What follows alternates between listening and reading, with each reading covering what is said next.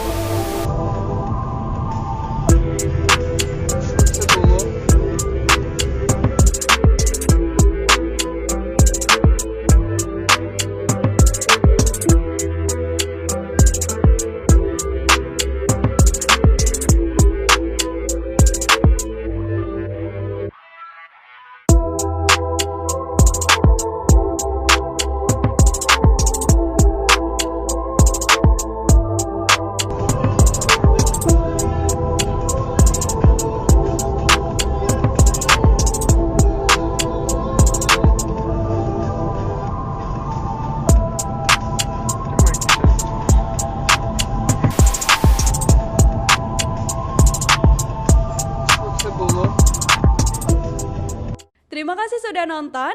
Jangan lupa like, subscribe, dan share ya.